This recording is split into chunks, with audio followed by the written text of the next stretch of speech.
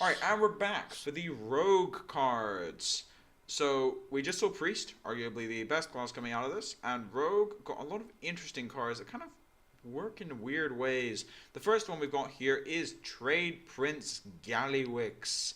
6 mana, 5/8. Whenever your opponent casts a spell, gain a copy of it and they get a coin. Now, the coin is Gallywix's coin, which does not trigger Gallywix. So that is relevant. It's still a spell, but it doesn't trigger Gallywix. I think this Yeah, card I is know. ridiculous.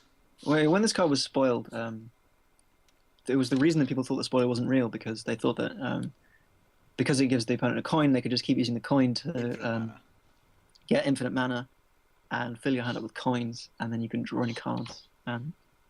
Um, yeah, so since Gallywix's coin doesn't trigger Gallywix, that's not a problem. Gallywix feels such an unfair card Um, sometimes. It's just like you play Gallywix and it's just like, no, I can still cast spells. I'm fine with this. yeah. Um, so since Gallywix doesn't, since Miracle Rogue is gone, you don't have to worry about the liability of Gallywix just letting them get off a ridiculous auctioneer turn. Um, What with the coins? Yeah, yeah, it's just got they play crazy. a spell, they coin out another spell and get another coin, and then Yeah, um, that'd be insane. But that's yeah, not really going to happen. So basically, what this is happening is really locking out. It's really locking them out from playing spells. yeah. And Gallywix is a 6 mana 5/8 that locks your opponent out from playing It's spells, which bad is against Vojin, but that's not really. yeah. So 5/8 is just such a brilliant size, It's as we've bad already against talked about. Priest, I think, Pyrrhic. I mean, it dies to death, and then they don't really have that many death targets anymore. Yeah, that's very true. Um, so it's like it's not that good against Priest. However, against Druid, it's insane. Against Yeah, Rogue, it's because really good because no matter what they're using, it has to be a spell most likely. yeah, and you just like smash everything that's smaller than it with this 5 attack, The and there's problem is nothing they can do about it you can't because really deal with this with minions, and you can't really deal with this with spells. It's just so much value for a 6 drop. Well, Dapper leaving me. Anyway, it's so much value for a 6 drop. Just 5/8 for 6 is absolutely insane. I mean, we were talking about Toshli earlier, and that's a 6 mana 5/7, and that has two, a blanket. What? What was that? Anyway, it's got bigger stats than Toshli and actually a better effect most likely. So on that end of things, it's probably one of the better 6 drops you can actually run, and that's saying a lot because 6 mana is one of the most competitive slots in terms of just sheer powerful cards. And I think Dapper's put the wrong earphone in again. all right, I'm very sorry about Yeah, I just saw a blanket move past the camera. that. It's like okay, but anyway, I'll just say that Gallywix is like it's bigger than Toshli, has a better effect, and is arguably one of the best 6 drops in the game, which is saying a Yeah, lot. it's an extremely strong card. The issue is what deck does it fit in? Tempo Rogue. So every rogue. Um, yeah, and Why wouldn't you like play this? is it good enough to kind of single-handedly drag Tempo Rogue out of the gutter? Well, to be fair, Miracle Rogue put Tempo Rogue in the gutter. Not Yeah, the Tempo Rogue being bad. It was just like every Tempo I Rogue mean, list you ever showed anyone was just like, why don't you just run preps and like Gadgetzan and other yeah, spells? that is definitely somewhat true. But also, it was the case that Tempo Rogue was not very good. They also got Um, Auto Barber and Sharpsword Oil, and the Mech Warper thing works really well with Rogue because you have more efficient ways of killing it with like for 0 mana with Backstab and things like that. this is true. So maybe Gallywix will be exactly what Rogue needs to. Gallywix is such a ridiculous tempo card though. Like you just like this is the ridiculous curve on if you get any board control, you go Loatheb into Trade Prince Gallywix and you basically lock them out of playing spells. Yeah, That's uh, insane disruption. Like I think Gallywix is strong enough to make Rogue tempo like a thing because it just locks them out. yeah. It's a really strong card. Giving your opponent a coin is quite a significant drawback, but I will say that I played against this in Arena briefly, and I actually dealt with it really easily because it was the game where I got like a what's it called? The Warlock +5/+5 on I got it on I think it was yeah, like a Flame Imp, so I just ate the Gallywix and it wasn't even a problem because it was that's already brutal. buffed. But One other concern with Gallywix is so suppose your opponent has a spare part in hand, uh, they can turn it into a coin. Yeah, but Uh, then you get the spare part. yeah, which is pretty rough because the coin is probably better than spare part. But Yeah, but then you still get the spare part. that's true. Um, It's, I mean, it's just like, if it's a spare part, then yeah, they get the coin, but then they have to coin. But then the coin, they can't use the coin at the same turn, otherwise it's just dumb. Like you just play a spare part, give it to your opponent, and then play a coin, and you're back at full mana. Yay! that's a But good point. yeah, Um, it also shuts down innervate turns. Like besides Ragnaros, there's pretty much nothing that kills this thing. And like immediately, and that's a 50-50, and then you just gave the rogue an innervate. yeah. So yeah, Gallywix is a really strong card. Innervate coin scenarios. 5/5/8s with 5/8s. Yeah, one of the problems that Rogue did have is that you'd kind of get ahead and then you'd have trouble following it up, and Gallywix may be the exact card that Rogue This is needs. one hell of a follow up. Yep. And then you play this into Trogzor. That's the curve. It just completely locks them out of plague spells for the rest of the game. Yep. That's just funny. Anyway, speaking of funny, Ogre Ninja, 5 mana, 6/6 stealth with the Ogre effect. Before we say anything, I just want to point something out here. It's an Ogre Ninja. So if you look at the Yeah. art, he is holding It's disguised two as a branches. tree. He's disguised as a tree. I'm confused by this card because I can't see the ninja in the artwork. Oh. Well, yeah, because there isn't one. It's just a tree. He's the worst ninja in the world. Like, Um, he should have just been called Ogre Ninja and had like a 50% chance of coming out of stealth at the end of every turn or something. okay, so this card is comparable to Stranglethorn Tiger. It's a 5 mana stealth, 6/6, and it's like important not to underestimate the value of being just ahead of the stat curve for your Which size. is especially a 6/6, which is pretty much the biggest thing possible. Right, because you come down and then you get to run over whatever unfortunate Almost minion got played everything, 5 actually. mana around there. Like you get to Um, hit Druid of the Claw. But it's not just Um, 5 mana. Think about it. Like, what's going above that? There's like Trade Prince Gallywix is bigger, but then it trades basically, and it's bigger. But then besides that, you've got Vojin, but it's a creature. Of course, it's bad against Vojin. Anyway, and then besides that, everything is a 5/5.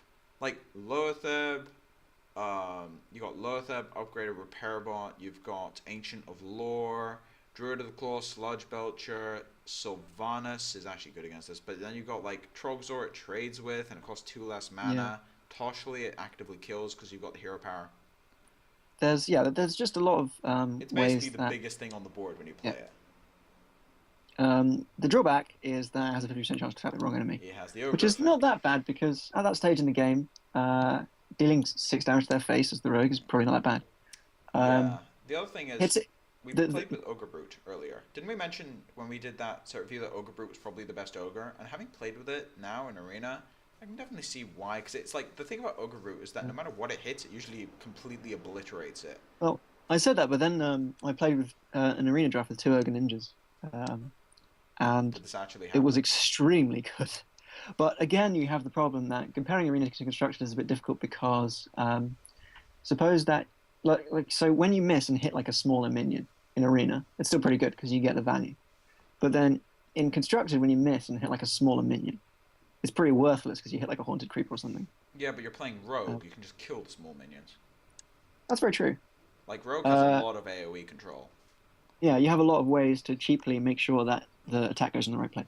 You have a lot of ways of ensuring that the attack, like, basically, I think Ogre Ninja, being as a rogue card actually makes it a lot better, because it's got, like, Ogre Ninja is probably the biggest thing you've got, and it does have a point towards it where if you go Ogre Ninja into Trade Prince Gallywix, you basically have an Ogre Ninja which completely obliterates whatever it hits, by the way, because it's like the biggest thing on the board, and probably will be for the next couple turns. And it just completely annihilates whatever it actually hits. And then you have Gallywix, which stops them from playing spells, so they have to deal with this with the remainder of the 6/6 that probably already killed something. So this card is not the best thing in the world. You will lose games because it decides miraculously to go the People wrong played way. Ragnaros. But people play Ragnaros. This card is really strong. It gives Rogue a really aggressive way to curve out. It does, yeah. and that's really valuable. It's a very good tempo card because you can't really answer it on the same turn because that's stealth. Yeah, So yeah, and so it's not going to get like removed easily. this And fits in the needs testing pile, but worth yeah, testing. absolutely. Like this card definitely has potential. Um, Let's leave it at that. Talking about cards that fit in the need testing pile, Tinker's Sharp Sword Oil, 4 mana, give your weapon +3 attack, combo, give random friendly minion +3 attack. Now at first I didn't think much about this card until I got wrecked over and over and over again by this thing in Arena.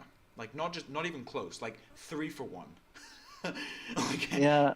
So the thing that stands out about this card is it's incredibly expensive. So yeah, 4 mana is. for what's slightly better Deadly Poison, but Combo um, is a Deadly lot Poison is extra. pretty much the best card in Rogue. So getting a better one for even 4 mana is pretty good. As a And you can, one-off, if you want to run like double deadly and then one thing short sharp roll, you can run that out on like turn 6, or if you're running like backstab, even turn 4, and that's insane value if you have a minion on the board. It's a yeah, lot. definitely. It is a Um, lot. and you can like on turn 4, it's basically like a true silver champion if you've already got the weapon up. True, true. Which is really good because you can like calibrate your weapon to the right size to hit what's in play. Yep. You can stack more and more buffs on your weapon to make. You can also Blade Flurry with it to do 4 Yeah, AoE for only 2 cards. yeah, which is just there's lots of different things you can do with it. It's always going to be a bit overcosted. You can so it's also one of so like Sabotage, which is the next card we can talk about. It is it gives you full blinding off of preparation, which gives you a reason to actually use preparation in a non-auctioneer deck. Um, Yeah. Something else is that like it's not as mana efficient, but if you're running a tempo deck and you don't have auctioneer engine anymore, something you got to think of is card efficiency as well as mana efficiency. yeah, absolutely. And this is very But card efficient.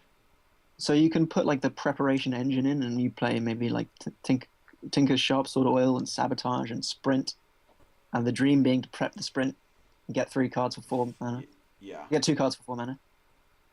Well, you get +2, but you Yeah, actually you get see 4. yeah. You So it's basically it's basically Nourish for 3 mana, for 4 mana to draw a card, yeah. which is the dream. And then if you don't draw the Sprint, you can use the preps to prep the Sharp Sword Oil or the Sabotage Or and even get tempo. eviscerates to get some extra tempo. Yeah, And you and also it's have not the other worst card thing in the world. advantage engines like Trade Prince Gallywix, like which Yeah. is big card advantage, just like a 3 for 1 basically. So I think Tinker Uh, Sharp Oil is worth testing. In Arena, it's absolutely insane. By the way, just pick it. But in Constructed, it's worth testing. Now, Sabotage is 4 mana, destroy a random enemy minion, combo, and your opponent's weapon. I actually don't like this card right, because it's a worse Deadly Shot, I but think Deadly it's Shot would be worse pretty good in Rogue. Assassinate personally. Like 3 mana for this would have been ridiculous because you can just straight prep it for free, and also 3 mana is pretty cheap.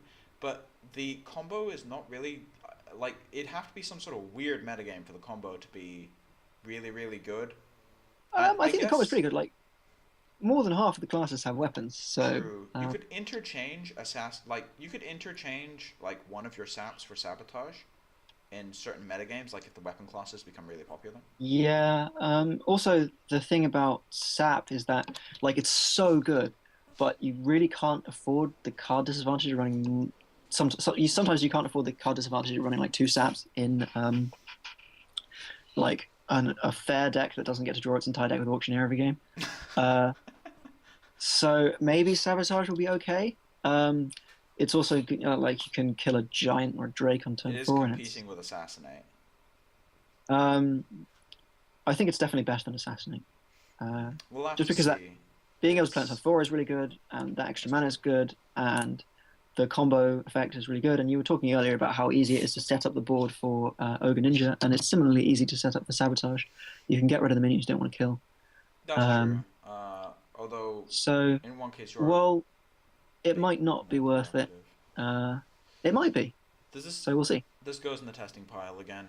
Now, something that does not go in the testing pile, as far as I'm concerned, although I may be wrong about this, I still don't like it, is Iron Sensei.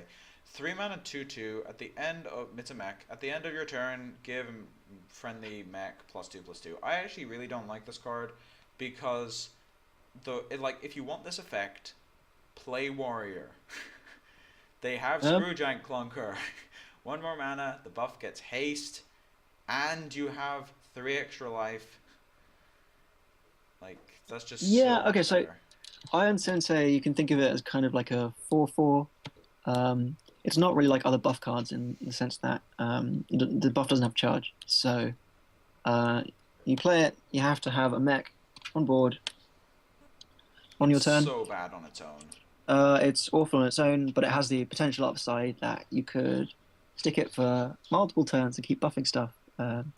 Or the more realistic upside that they have to remove it straight I away. mean, the realistic downside is that if you spend your turn 3 playing this, then their 2/3 is going to kill it, and your 2/3 couldn't kill their 2/3 because it doesn't have haste on the buff. Yeah, that's a good point. I mean, this card has some synergy with Target Dummy.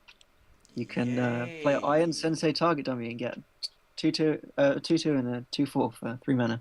Whoa. Um, and then protect your Iron Sensei, but then you have to play those two Target dummy. cards. Uh, You have to play Target Dummy, and then you have to play Iron Sensei.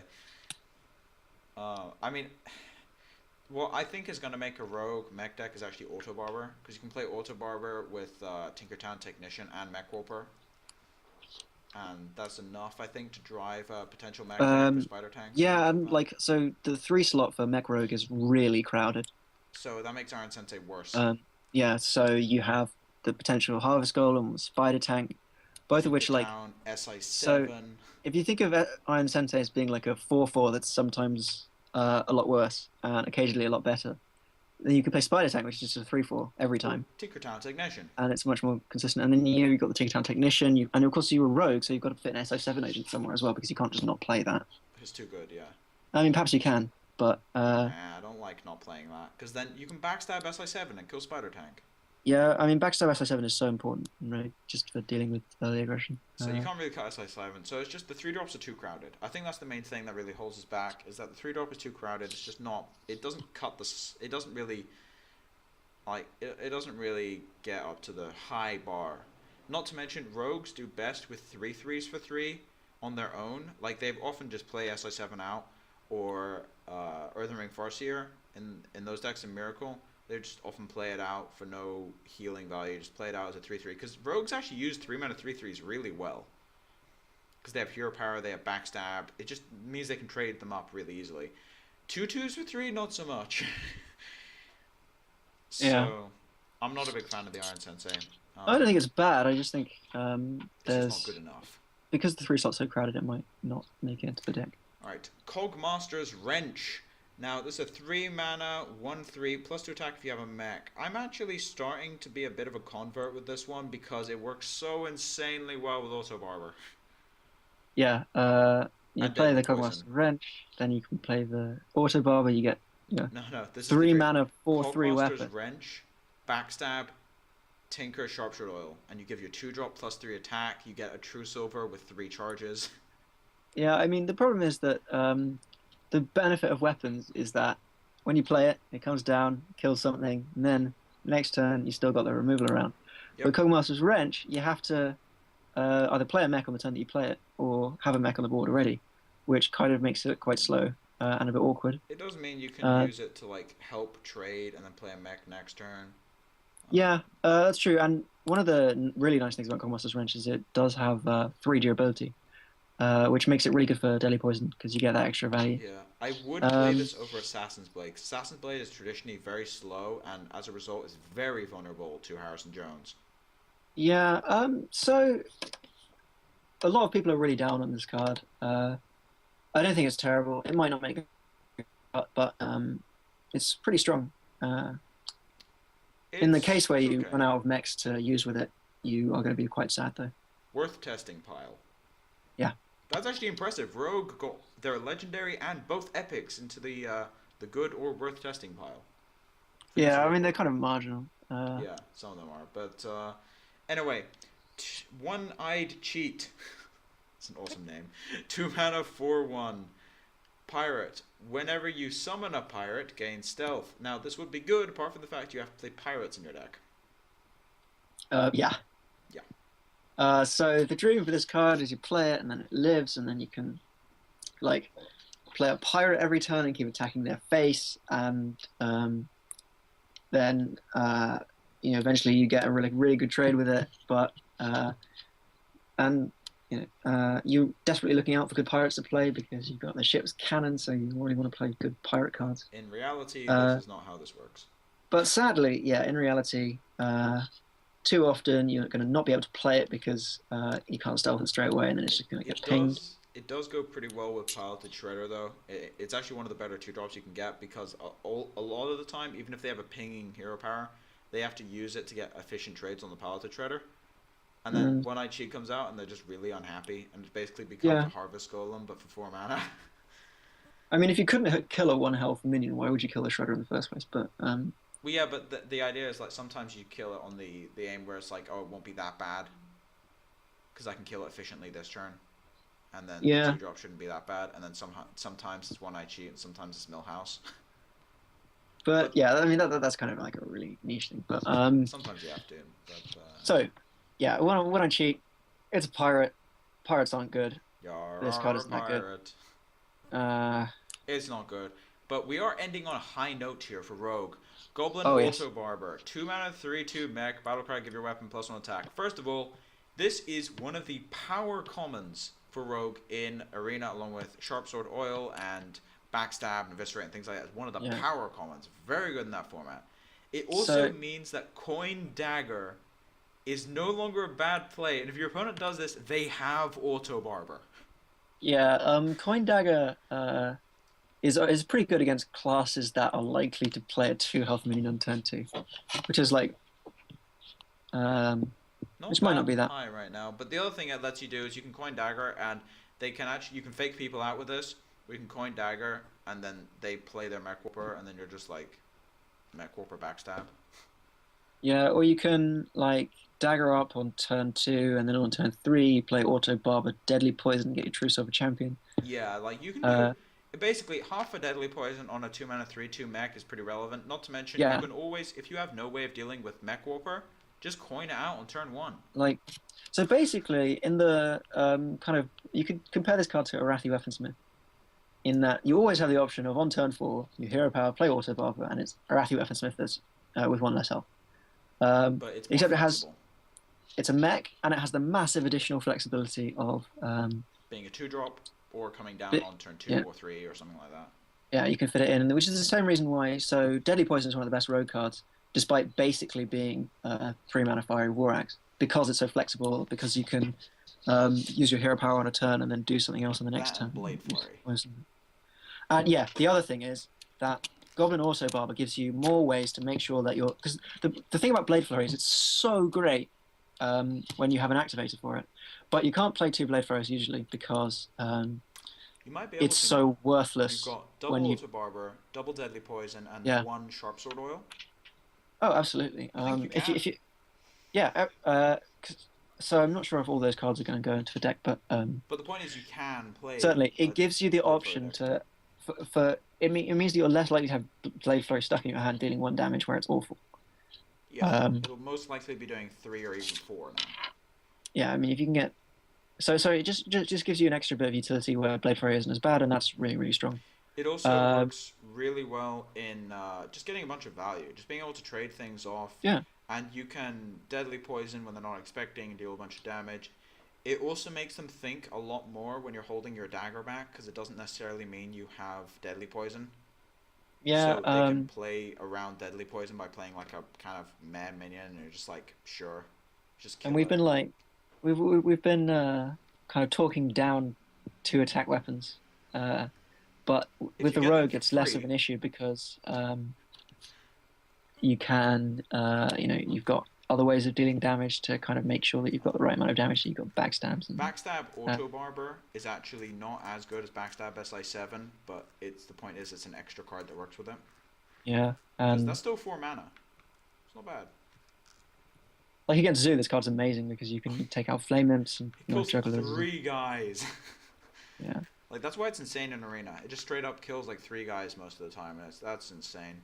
Like 2 attack weapons are not fantastic, but the point is that we were downplaying them because you have to play them as a card, whereas this is a 2 mana 3/2, which trades favorably against all the 2/3s, and also gives you a 2/2 weapon. Right. So that's a bunch of extra, and it's just really good. And with Cogmaster's Wrench, it turns it into a Truce over immediately, and it works with a lot of rogue cards. It works with Mech Warper. It works. It's just one of the best tempo centric of the 2-drop mechs that we've Yeah. seen. But anyway, Rogue overall had a lot of interesting things. I think not that many bad cards. A lot of kind of weird mech cards, and a couple really good ones. Yeah. I think Rogue is in a really interesting place as a class. Miracle's pretty much gone. I mean, it might emerge that Miracle is still good, but I very much doubt it. 6 mana was too much for Auctioneer. And so there's kind of, the search is on to find a rogue deck that's actually playable. The next Rogue And deck, yeah. these cards are good enough that there must be one somewhere. Yep. But anyway, that's pretty much it for Rogue. Thank you for watching, and we will see you in the next part.